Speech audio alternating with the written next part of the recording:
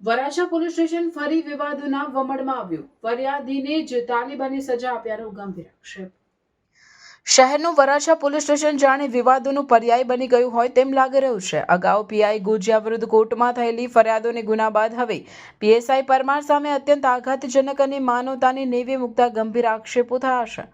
ન્યાય માંગવા ગયેલા યુવકોને જ 3 દિવસ સુધી ગોંધી રાખી ઢોર માર મારી સૃષ્ટિ વિરુદ્ધનું કૃત્ય કરવા મજબૂર કરાયા હોવાની રજૂઆત પોલીસ કમિશનરને કરવામાં આવે છે.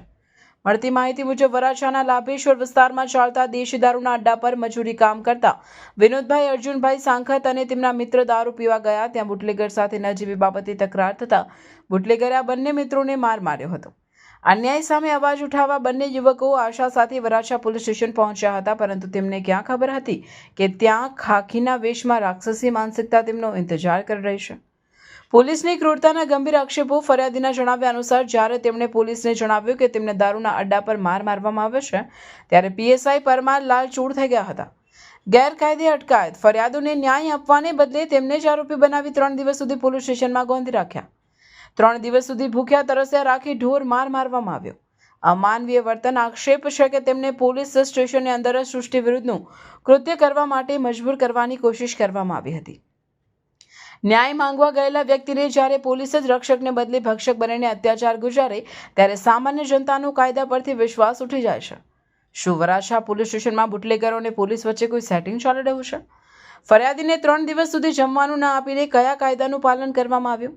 અગાઉ પીઆઈ ગોજિયા પર ગુનો નોંધાયા છતાં વરાછા પોલીસની કાર્યશૈલીમાં કેમ સુધારો નથી આવતો?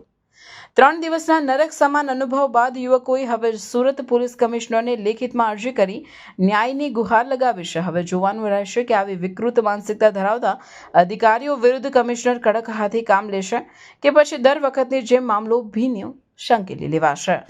8 અને 9ના ગાળામાં અમે લાભેશ્વર દારૂ પીવા ગયેલા, તો દારૂ સાથે બબાલ થયેલી, તો મારા મિત્રને માર્યો.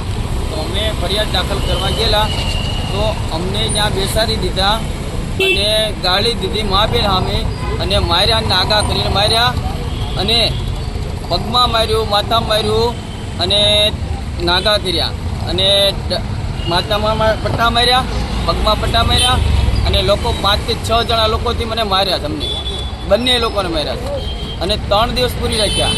3 દિવસ સુધી રિમાન્ડ લીધી અમારી. તમને જે લોકોએ માર માર્યો છે એના નામ આવડે છે તમને?